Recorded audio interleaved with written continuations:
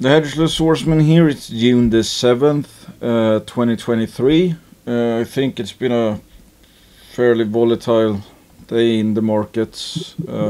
Metals and commodities seem to have turned around and whatnot.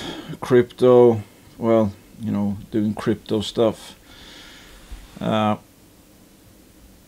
I mean, this to me just noise. And the interesting thing is that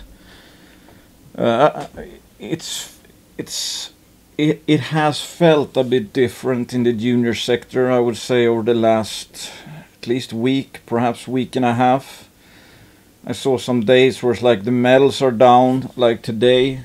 Well, they started up actually, but it's like today. And typically all the ambulance chasers, you know, they buy when it's up and then sell when the metals are down. Like that has any, you know, any impact at all really to any of the value of the actual companies. But that's what people have been trained to do, and everybody is a short-term momentum trader playing the guess the stock price tomorrow, because if the metals are down today and they see other people selling, they want to sell because they think someone else is going to sell at an even lower price the next day. I mean, that's not a strategy. That's just, you know, putting up your finger in the wind and see what direction it blows, and then you immediately go with that direction. And, you know, typically in this market, it's like, if I had to guess, I mean, I would say there's more like a, well, I don't know, but typically it's, you know, if metals are up one day, they're down the next. If they're down the next day, they're up, you know, the day after that. And you can see how quickly you could erase,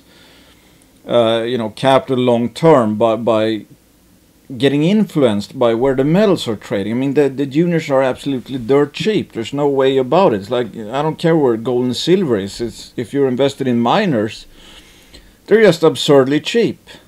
They are just absurdly cheap. If gold is super cheap or overvalued, I have no idea. I know the miners are. And we know that this sector never stays cheap or expensive for too long. But I saw a quite interesting article, I think it was posted a few days ago, by Anian, who had this advice: HODL is a great advice when given to others. And you can, you know, read it yourselves. You can zoom in a bit. So why do you hodl and watch it go up just to watch it slide down until you're down 50%, blah, blah, blah.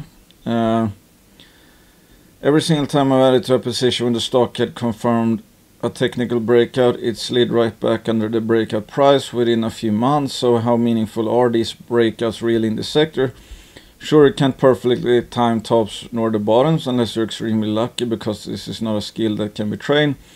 So why not take some profits along the way? I've only been investing in this sector for a little over 3 years, but I'm sure I've lost more money hodling a stock than I've lost on selling early. Worse still, by selling early and then foaming my ass right back in at a higher price just to watch the price drop again, which made me want to hodl to recover my losses. Well, basically he has no strategy at all. But now it seems, you know, I mean, pay attention to this. I've only been an investor in this sector for a little over 3 years. And now, after 3 years, with no real strategy to speak of, it appears, because, you know, he's all over the place with, you know, referencing to technicals, and then you should sell, you know, rips, let's say, and that, you know, watch a stock go up 120% and then, you know, down, you're down minus 50. So that's like, you know, I assume it's a story that they didn't really go too well. But still, so after 3 years, he has come to the conclusion now that, well, you should take some profits along the way, and that hodling doesn't work, and foaming doesn't work, and yeah, basically that seems to be it. I don't know, taking profits along the way. Let's see.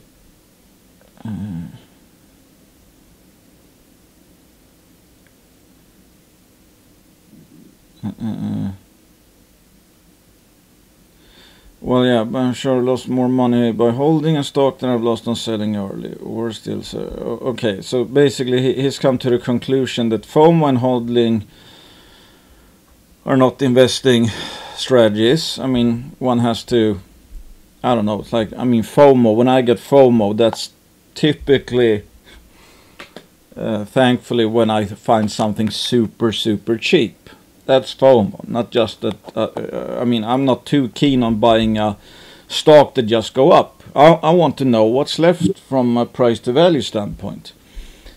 But anyway, so it's like, to sum up, it appears it's like, after spending 3 years in this sector, he has come to the conclusion that you should, you know, pretty much sell every rally, not buy any rally, because that's FOMO. Yeah, otherwise you're gonna get destroyed. Well, let's look at the good old Bear Creek proxy chart here. So he's been in a little over 3 years. So who knows exactly? But it's like, I mean, we're almost at 3 years from the top here. So let's say he bought into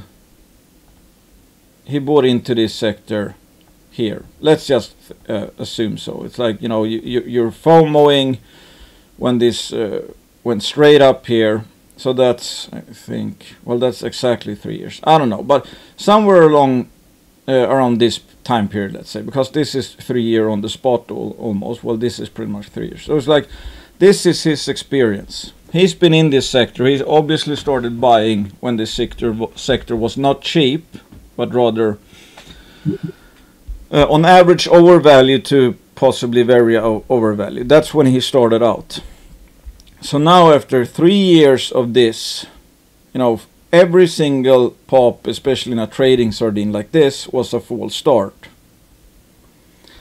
So now when we're down here, he has come to the conclusion that hodling doesn't work, because every stock that's has gone up, you know, 120%, goes down like 80%. And then, yeah, that basically you should be quick to take profits if you see a pop. Do you see, you know, kind of the problem with learning that lesson after a 3 year bear market when we're down here? I mean, I guess, I mean, I think it's very human, but it's like,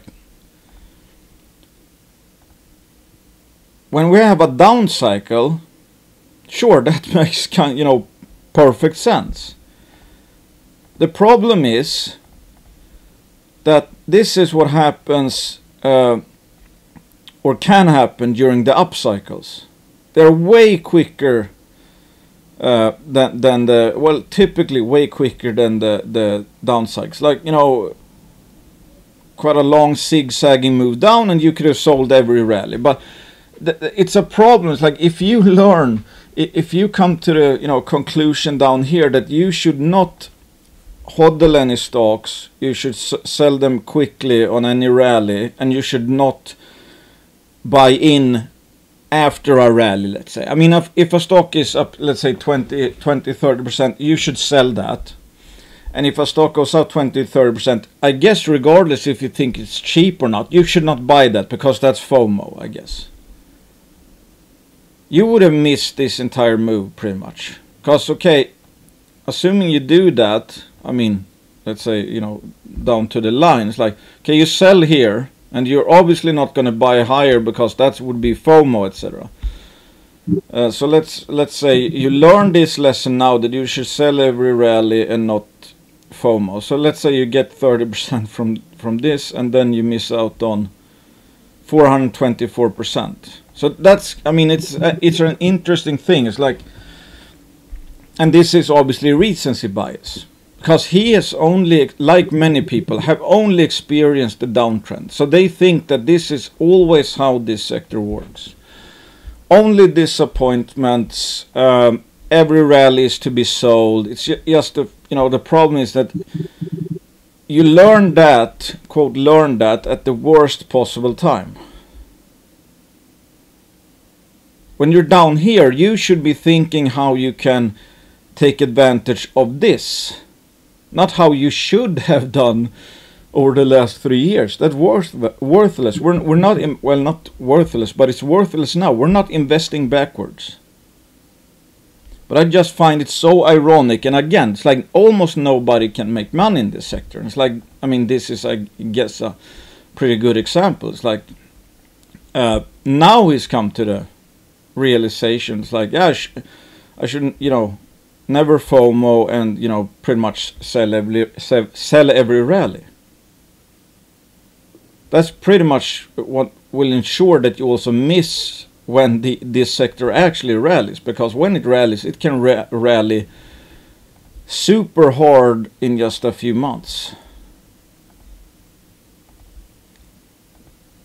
So I mean, that's just, it's like, you know, let's say you went on a, you know, a bull attitude all the way down, and now you switch to a bear market attitude when it's like the worst is already behind, and we should obviously be preparing. It's like, how do I make the most of this sector from where we are? Because we're not investing backwards. We know where we, you know, kind of where we are sentiment wise. Can't get much worse. And if it does, Jesus, I don't know if I'm getting a message, but anyway. So this is just a, you know, in my opinion, perfect example of like why so very few actually end up making money. And the funny thing is, like, I mean, I disagree with this guy on a bunch of stuff, and we've had our battles, especially about Novo. But it's like, yeah, I mean, he's writing this article obviously to, like, you know, I mean, I assume he's well-meaning in that sense. There's like, you know, here I want everybody to read this, you know, public article. Hope people will draw, well, you know, can learn from me, learn from my insights or whatever. It's just that he's came up to the absolute worst conclusion at the worst possible time. That article would be really good if it was, if he came to that conclusion up here. He posted that down here.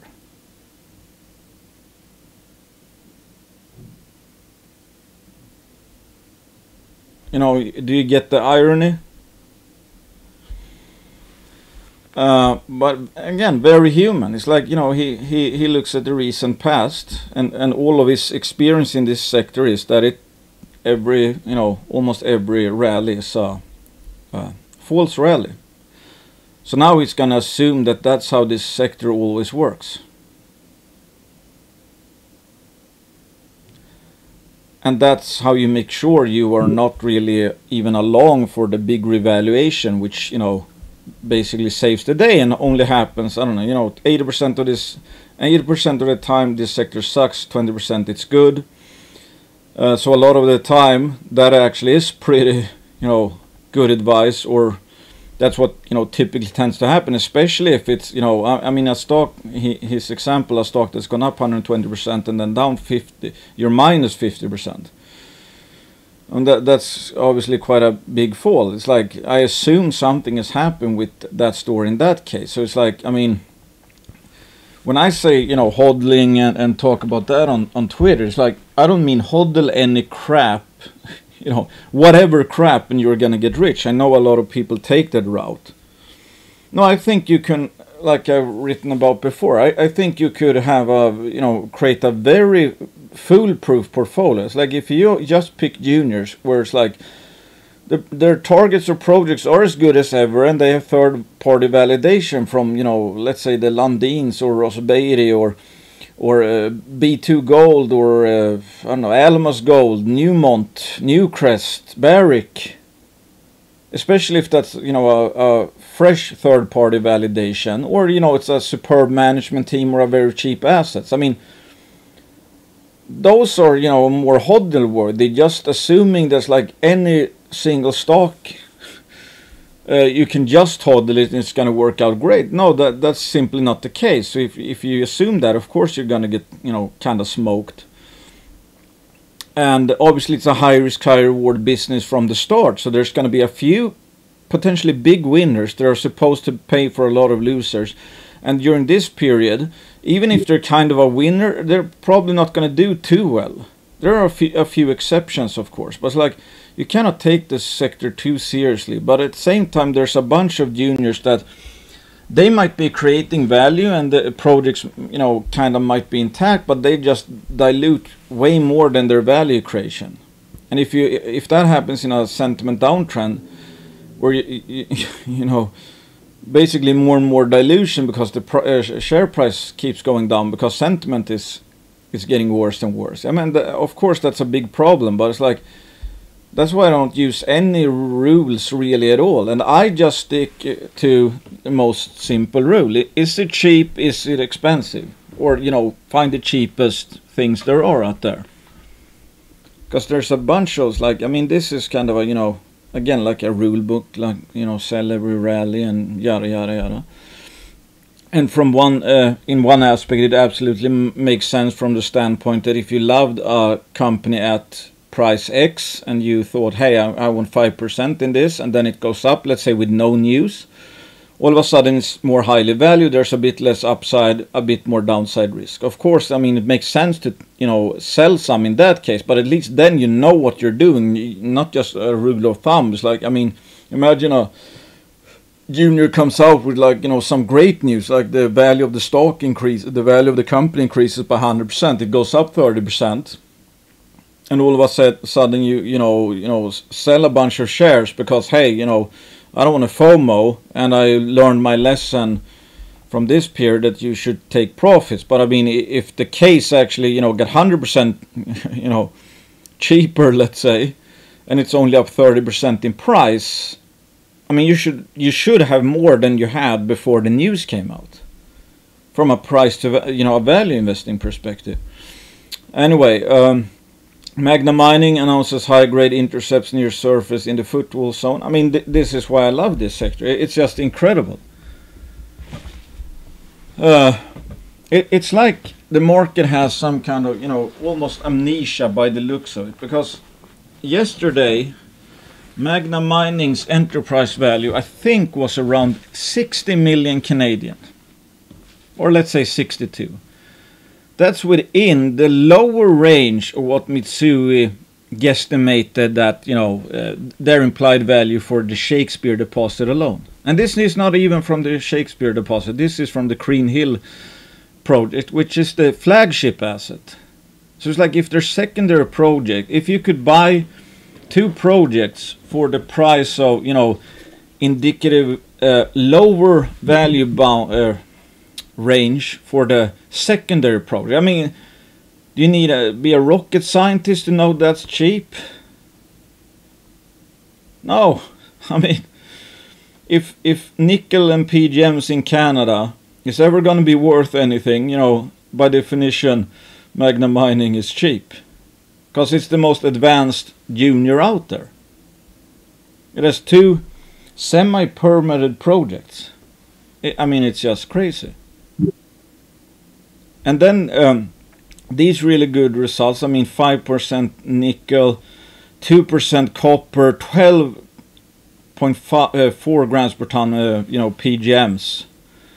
I mean, this is, you know, pure money, basically. And obviously, I mean, these are not, I mean, 8.7 grams per ton platinum PGMs. Obviously, I mean, including this, though, over 31 meters. Like 9 grams per ton just in the platinum palladium, 21 meters, almost 19 over 13 meters. I mean, how low must copper, nickel and the PGMs go, platinum, palladium and gold, for this not to be economic? I mean, 44, that's just crazy. I mean, and that's, you know, that's near surface stuff, you know, almost permitted project. This is a past producing mine. Apparently it's not too hard to, you know, get a past producing mine. You know, I mean, it's like you're continuing the operation, and of course you have to talk to you know, First Nations and stuff. But it's like I was at a Magna get together in Toronto. It's like the mayor of Sudbury was there. So I assume they're pretty good, you know. Well, they have their hand on the pulse. I mean, they know, and the mayor obviously is aware of Magna, otherwise he wouldn't be there. So there's no guarantees, but it's like there's no way this, you know, is not guaranteed cheap. So, and the funny thing is, like, Magna just yesterday was so extremely cheap. It's like you got all of Green Hill, all of this and more, and all the potential basically for free. You were stealing it if you were buying shares. You didn't pay anything at face value, according to Mitsui. So, I mean, even without these high-grade results, this should already be up, you know, I don't know how much, 100% from here. It's just so funny. It's like, hey, the market kind of prices away. It's like forgot about Green Hill. Then all of a sudden it's like, oh, assets come out. All of a sudden it's like, oh, right. Oh, how dumb of me. Of course. Oh, I forgot. This is, you know, a near surface high grade mineralization in Canada, and you see, you know, nickel deals, etc., flying off the shelves. It's just ridiculous. Like I tell people, it's like, you can't take this sector seriously. It's absolutely batshit crazy. You're investing against morons. The marginal investor is a moron, total moron.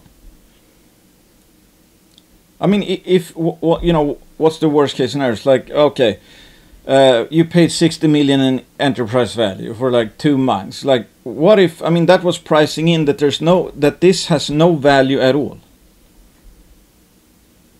Like 0% chance. I mean, again, at face value. And you don't need a lot of this stuff to I would assume, like, free cash flow up to the current enterprise value. It's like if you just do a, you know, calculations, like, I mean, this stuff for like, I don't know, 500,000 tons or something. I mean, the gross metal value is like, I don't know, 300 million. And, you know, take away 80% and you got, you know, 60 million left. That's the same as the entire enterprise value of Magna. It's like, how on earth is that not, you know, way too undervalued? Which fits with the difficulty level. You need monkey brains. And you can, you know, make a good buy in this sector, I would say. There's such an asymmetrical risk reward. It's not even fun. It's like, at face value, if they threw away Green Hill, you would be kind of maybe even paying a cheap price for Shakespeare alone. But they have Green Hill, so you got that at face value for free. So it's like, okay, worst case, everything goes to shit. Both assets become worthless. Let's say the company goes bankrupt, minus 100%. What if, you know, a bunch of ex-FNX guys, that's what they did with FNX. They already have 2 semi-permanent mines to start with, and their goal is to be a 3-mine producer by 2025. What if that happens? What's priced in of that ever happening? Nothing is even priced in that any of this will ever be mined. It's just absolutely crazy. It's like, you know, those bets should not even be available, but they are available around every 8 years or so. Now it's just crazy. It's like, who cares what the metals are doing? It's like, if it's priced that there won't even be a nickel PGM market, or that, yeah, those projects, even the most advanced one in Canada, will, you know, not really be worth anything. It's like, yeah, I'll bet against it any day. And of course, it's like, I don't know what's, you know, where Magna is gonna, you know, end up closing today or whatever. And this is just one day. It's like, if you shear too much about paper profits, you must have a bad day when you have paper losses. I mean, is this you know, what's this in the grand scheme of things? I mean, I'm hoping for, you know, I don't know. I mean, if fair value is 100 to 200% higher, it's like I'm, you know, I want obviously the big move. I think it's still cheap, and again, it's like, you know, people have told me, it's like, no, every gap closes, we're waiting for the gap, etc. It's like, even though it's just so absurdly cheap that there's no way in hell you're making a mistake by, let's say, buying and holding it from a valuation standpoint. There's no way that's this is dirt cheap. So if you sold here because you were so sure that all gaps get filled, I mean, imagine if this gap was filled here. It's like that happened anytime soon. It would basically be pretty much both. Yeah, you know, I don't know what would be priced in for the projects, like what, 30 million or something. I mean, it's like I you know, might be all in at that point almost. But it's like I can't take that gamble. I cannot sell something that is dirt cheap unless I find something even more cheap, obviously. But otherwise, it's like that's a risk. And I told someone, it's like I'm unwilling to take that bet. It's like consciously giving away my ownership of something that I didn't even pay for, meaning, you know, Green Hill, because there's might be someone that's like, let's say, people dumb enough, and there's so few buyers that are even, you know, have the any degree of common sense to like you know, put a floor in immediately. It's like, again, I don't know if, you know, this was the bottom, whatever. It should be. Every day should be the bottom in Magna because it's so cheap. But still, it's like, again, if when I hear it's like every gap gets filled. Well, if every single gap gets filled, how on earth is not everyone a billionaire by now? Because if every gap gets filled, you already know what's going to happen. How can you lose in that? It's like, oh, there's a gap to the upside. It's like, regardless of what the stock does, regardless of what the price to you know, value of the stock is, it's like, yeah, every gap closes, so, you know, I'm gonna go. I mean, I would be all in any stock that had a gap in that case, pretty much. I mean, I don't understand how you can really take a rule of thumb like that to, you know, to an absolute extreme. There's no way that Magna should fill this gap. I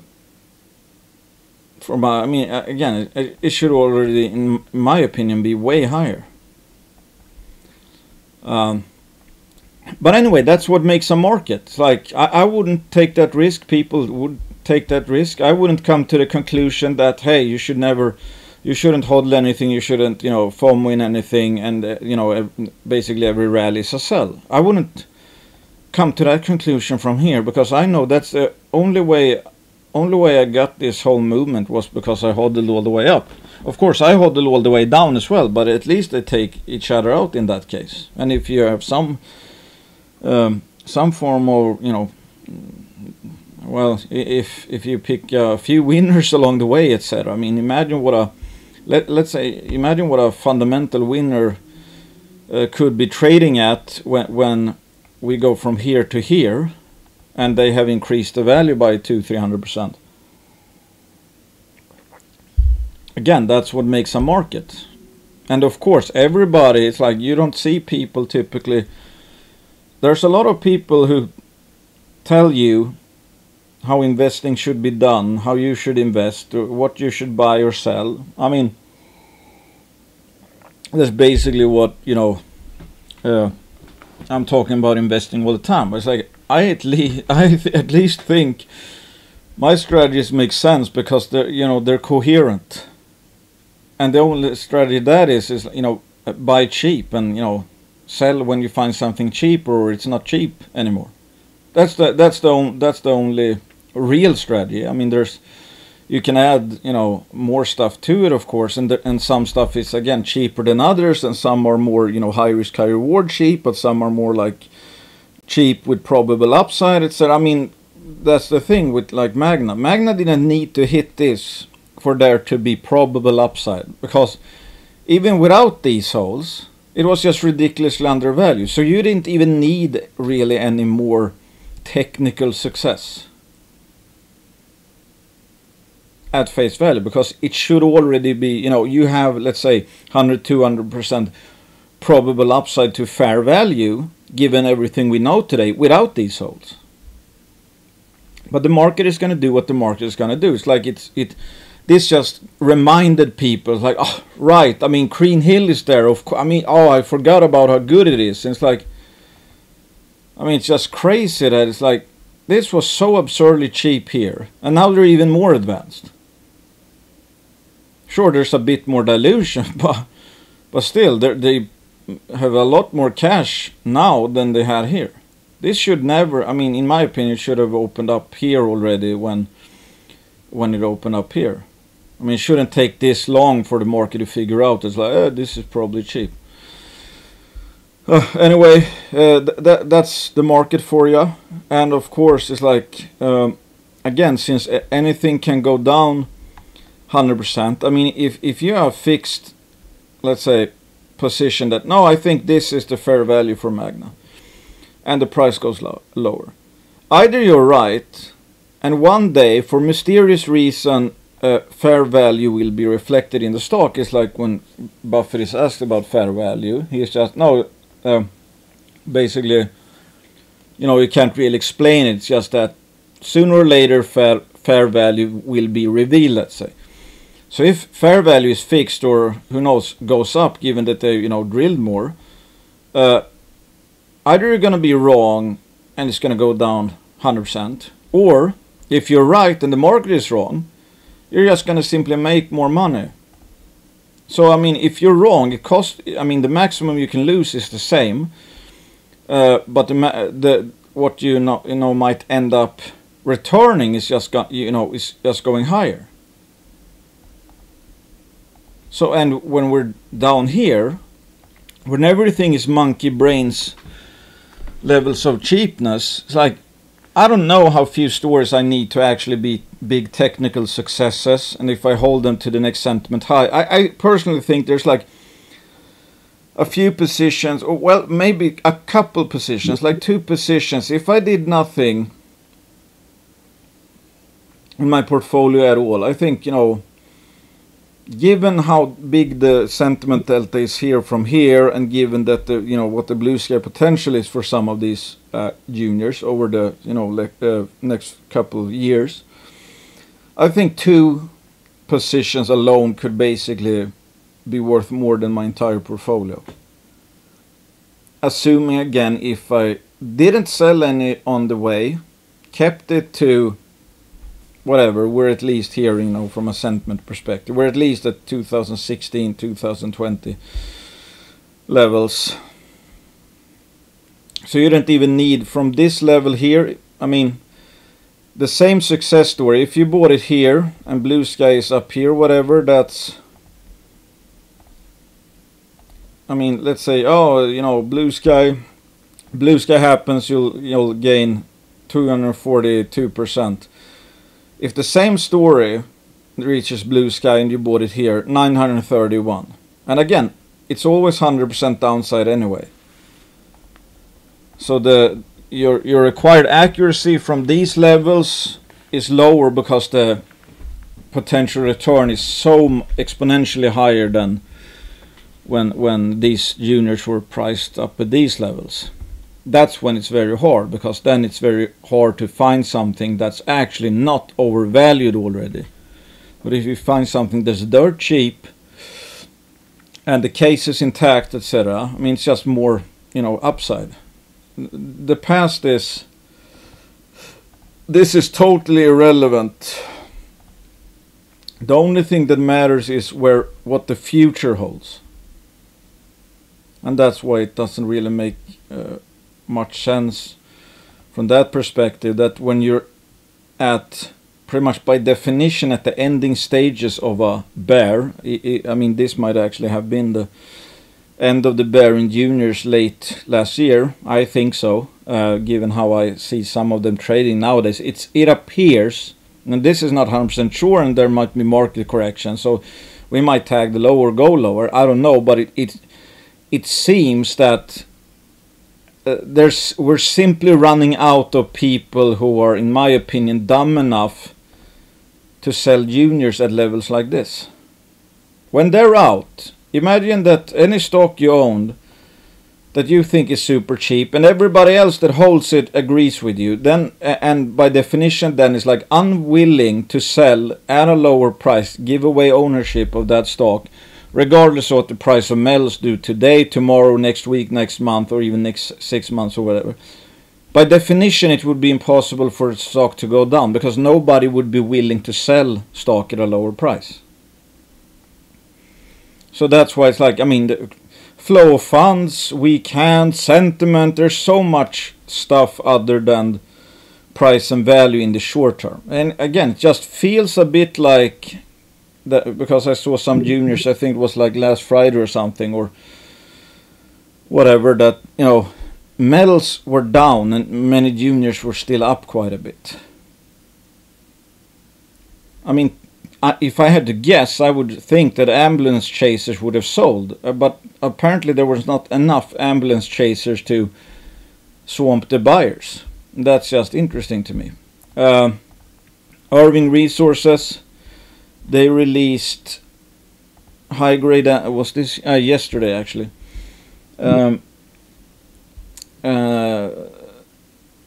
new high grade veins encountered in NANCO. The first 15.43 grams per ton AU equivalent over 1.67. I mean, that's should be a highly economic, especially with the silica. And the second, that's a bit slim though, but like 12 grams per ton over 0.5 meters. Yeah, depending if you can selectively mine it, etc. Because there's like 50 to 70% of true width. So this would be, I mean, potentially very slim. But again, I mean, what they do at Hishikari, that, you know, they do ore sorting. So I'm not 100% sure how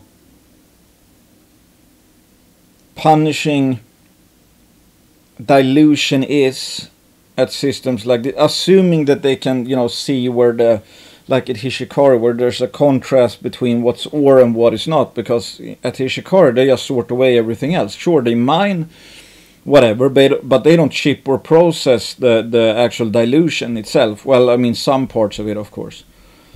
Well, this included a 14.24 meter wide intercept grading 4.47 grams per ton EUEQ. The two new veins do not appear to be connected to the much shallower vein, but may represent hanging wall splays of this very large vein. More drilling. So this is like, is this the first? Wait, yeah, okay, so one deep hole into NANCO hit, you know, economic gold and silver grades, albeit quite slim, and this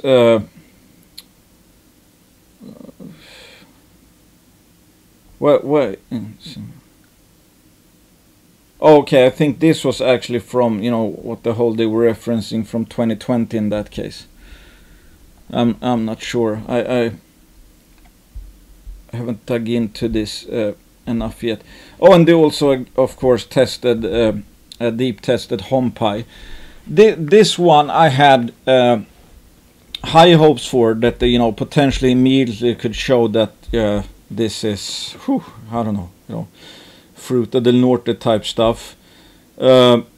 Silica sinter itself, the bird one, highly anomalous in gold and silver, almost, you know, 0.8 grams per ton. Yeah, very strong values for this. Underneath this, in nearly 57 meters of stock or quartz veining graded. So yeah, I mean, if this was near surface and silica, of course this would be mine. I mean, the silica alone might be worth actually shipping to a smelter, but with all, you know, 0.74 grams per ton AU equivalent. Problem is, this is not near surface. Based on these results, the company believes the position of this hole is peripheral to the main feeder zone at Hompai. So they don't believe they hit the guts of it. I mean, this was the first hole into the deep sinter. In order to test the depth extension of West Honpai, they drilled another one. Top was encountered top hole. Yeah, this was a pre-so. Yep. 6 gram per ton AUE equivalent over 2 meters within 1.91, well 2 over 10 meters. I mean, that's bulk stuff. I mean, this should be I think quite economic if it were ever mined, because again, the silica as well, and selective mining, no crushing, no processing, just shipping. So I think, I mean, I think this is economic. I think this would be economic.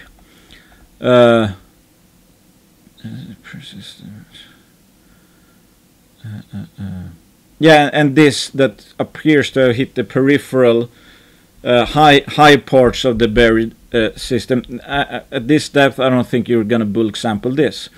But again, it's like this. These are just the first deep holes. If I remember correctly, these are just first deep hole at Nanko, first deep test at Honpai, and testing the depth extension at West Honpai. So those are 3 apparently different targets. So they're calling one Honpai and one West Honpai extension.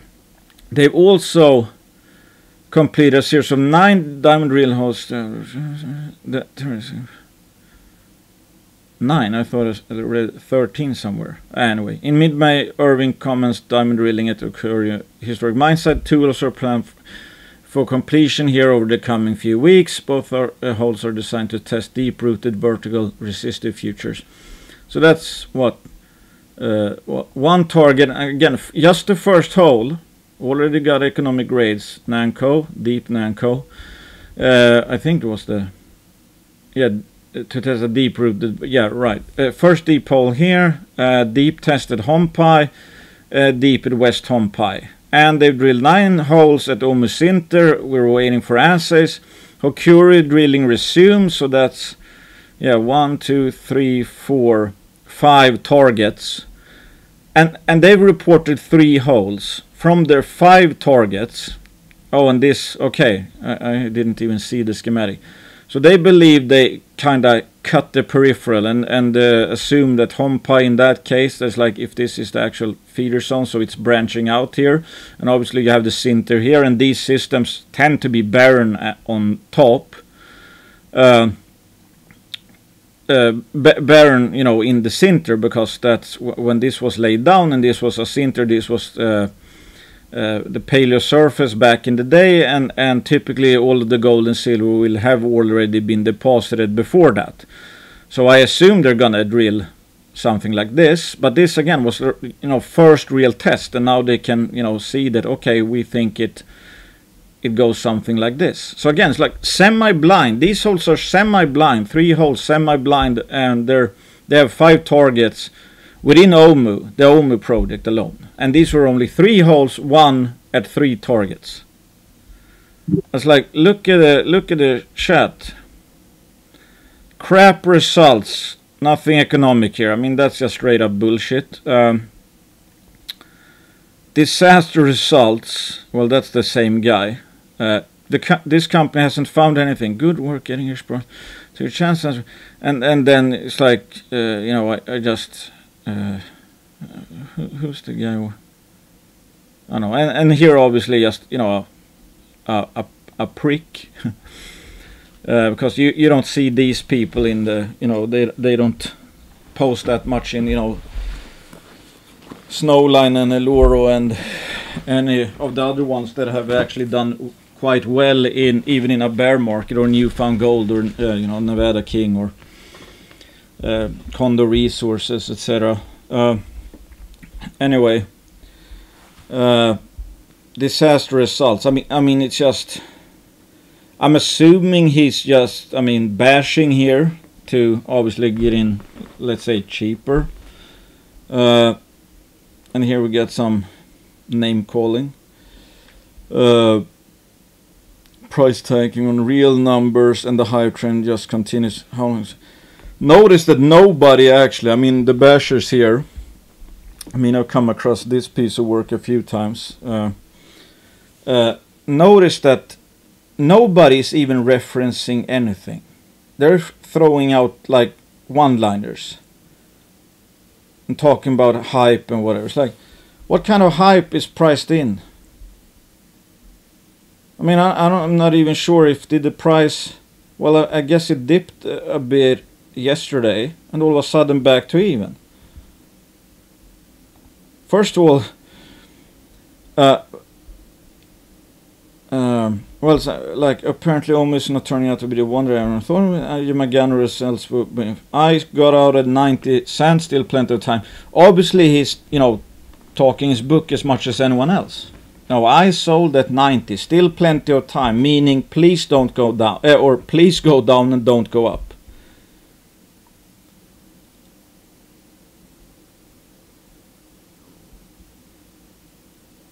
So I mean, of course, he doesn't want the stock to go up. If he sold, if he sold at 90, and again, I don't try to be a hypocrite here. Obviously, when if I'm bullish a stock and I own it, I'm always, I'm talking my book as well. But it's like, I try to back it up with something more than just, throwing out again like one-liners. And it's fun. It's like up 10% today. And I know somebody like just wrote me, he couldn't believe that Irving was, well, oh Jesus, wait. Somebody sold it down to 52 cents? I didn't even see that. Okay.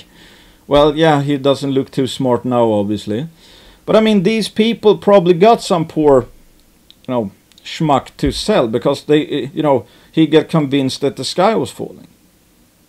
To sum up, they have at least like 5 targets on the Omu project alone.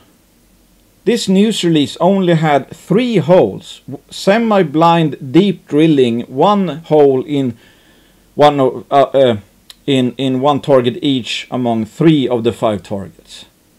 One had certain economic rates. I think the third one also had. It might be the. This one I'm not so sure about. That seems to clip the buried sinter target in the peripheral here, deep home pipe. The other holes, for being semi-blind, they were good. They were good holes. But if you read the forum, it's like that these holes killed the entire Omu project. It's just some of the most ridiculous stuff I've ever read. How on earth do you kill 5 targets that are still, wide open by drilling three of them, 1 hole each, semi-blind to add to depth? The average hit rate of low sulfidation epithermal system is, last I heard, I think Quinto said like 40%. These were actually, statistically, these were good results. And just 1 hole each in 3 targets, and they have 2 more. They've drilled, I thought they said that they drilled 13. Well, I think they actually, didn't Quinton say that here somewhere?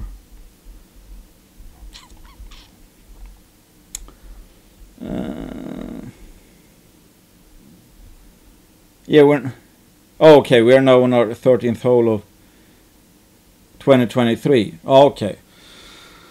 And our most recent assays from now confirm the presence of a deep-rooted high-grade veins here. While we have not yet hit the high-grade feeder underlying the home pyre, we think we are vectoring in on it, and our plans for further follow-up drilling for later this year.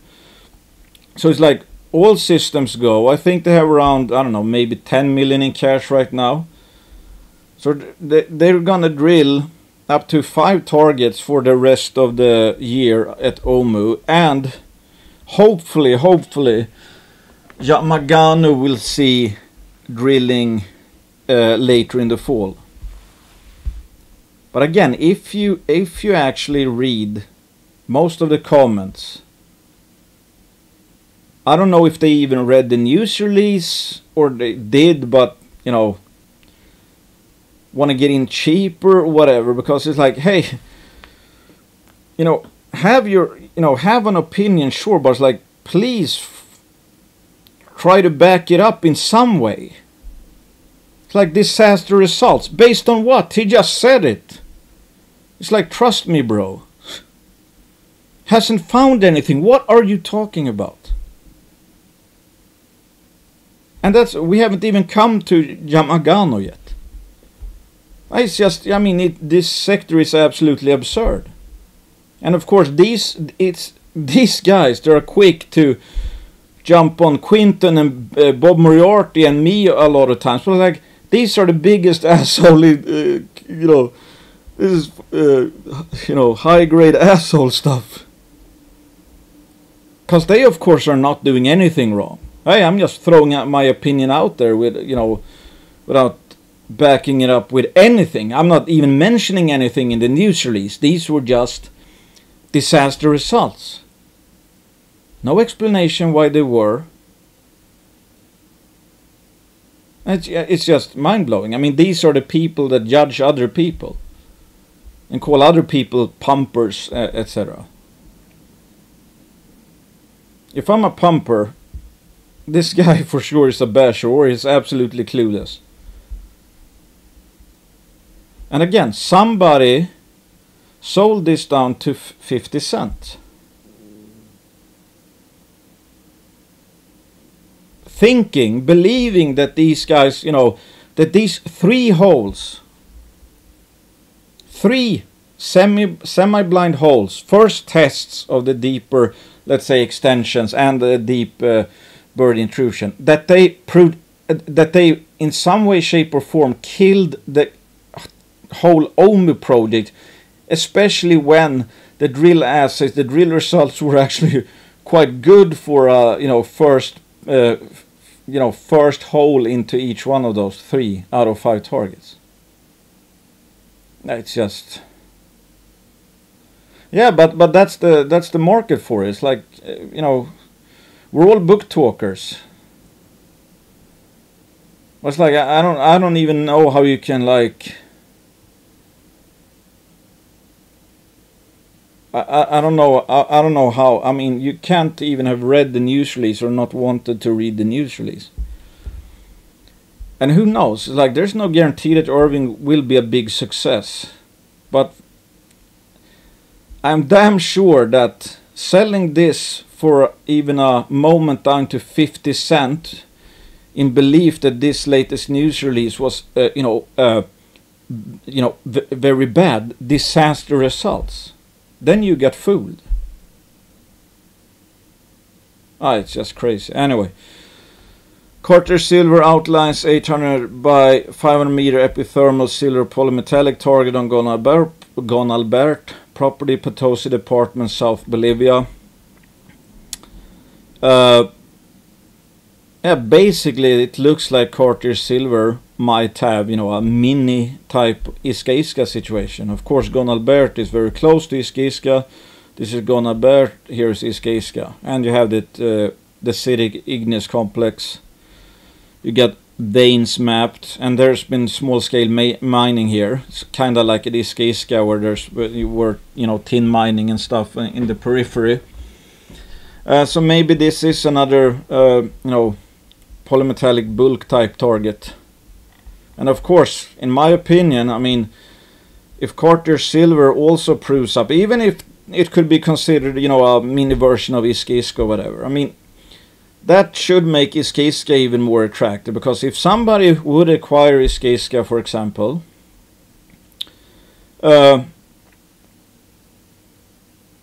if we knew, or they knew, there was also a satellite, a smaller version, let's say, of Eskay here, it would make even more sense, because then you even know where it's like how you could possibly upscale the operation, or how, you know, if Eskay would become a mine that could last for decades. Hey, if you add, if that's a big if they make a, you know, significant discovery at Gonalbert on behalf of Cartier Silver, all of a sudden you might add on a few decades more in like mine life, if you consolidated this, obviously. So this is going to be one to watch. It's very tightly held. Yeah, it's like, who knows? Chance of success, it's at 18 million Canadian. How much chance of success is priced in that they have something, you know, half on Eskay? I don't know. I haven't done the calculations, but yeah, and I think it's like, if the perception of Bolivia changes a bit for the better, because it seems that perception is perhaps quite a bit worse than how, you know, than it actually is. That seems to be, well, that's my impression at least. In that case, I mean, it could get quite fun, and of course, it's like, if something good happens for Elora from here on out, that might kickstart some things here. But certainly a high risk, high reward play. I mean, it's not technically a discovery yet, even though, yes, we know that there are economic veins there, because I think they're, you know, still mining it today, or up until recently at least. But they are after, you know, a more larger bulk type target. So that's not technically proven yet. But I guess, I don't know if they say, well, drilling to test this anomaly will commence shortly, so maybe within 3 months we'll know if they made a discovery or not. And if they made a discovery, given that this is quite a, you know, a pretty large target, all things considered, might get fun. But it might not get fun. We don't know. We just know what we're paying for it. What's the upside? What's the chance of upside? And obviously, any given time, there, you know, downside is, you know, theoretically 100%. But that's it. Eskay Mining and Seabridge Gold terminate amended cost sharing agreement to finance Coulter Creek access road. There's a lot of words here and technical words, etc.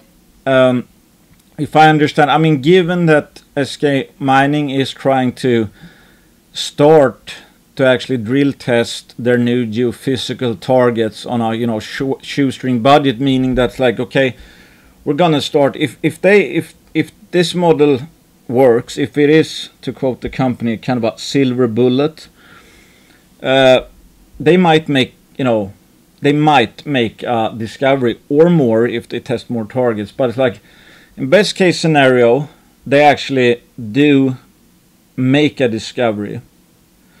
I mean, even, you know, absolute best case scenario would be another Eskay Creek type system, because they're basing the geophysics from the readings over at Eskay Creek. So if they make you know, discovery, it's like they won't obviously prove up an Eskay Creek on the first, you know, hole or couple of holes, but in that case, yes, I think, you know, we might be close to a bottom here, because in that case, if they make a, let's say, a substantial hit, I can see sentiment for the story changes a lot relatively quickly, because all of a sudden you have proof of concept for the geophysical model as well. So in that case, you have to revalue all the other targets that were outlined with the same methodology, obviously. And then they would, you know, raise more money. So it makes, to me, it looks like, you know, again, they're trying to do it on a shoestring budget to hopefully limit dilution. So that's why they're pausing the amended cost sharing agreement, because I mean, they don't have too much cash right now, and they obviously, I would rather have them test the geophysical models than keep building a road before, you know, a significant discovery is confirmed, let's say. Yeah.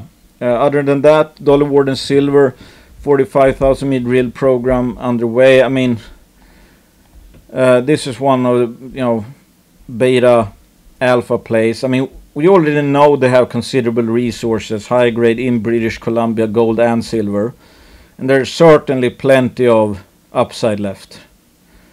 So I think this is one of those, like, you get the beta. If we go into a mania or high sentiment environment, Dolly's going to revalue, because they have enough resources that it should really revalue, but they also have, I would say, considerable growth potential as well.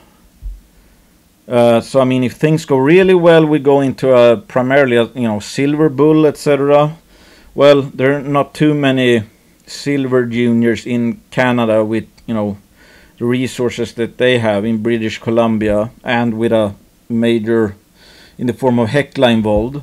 And if they have success, and it's like, okay, because they're gonna drill 45,000 meters, that's pretty good, and they have no shortage of targets, and I'm pretty sure they already know quite well where they're gonna be drilling. And obviously you can see some kind of blue sky scenario here that they might what it appears to possibly line up at depth or whatever. Yeah, I mean, we don't know. We know they have something of something I would think is mine-worthy already since they consolidated it. And Hecla is involved, obviously, so they see potential, and Hecla is the neighbor as well, so you have a natural buyer.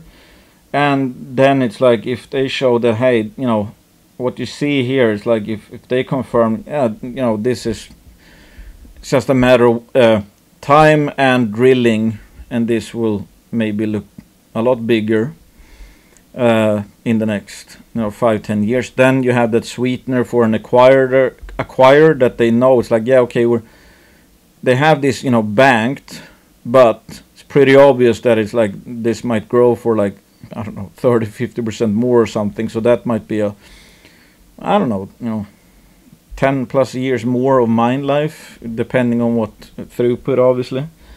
But these are the, Dolly Varden is a relatively low risk beta and alpha stock.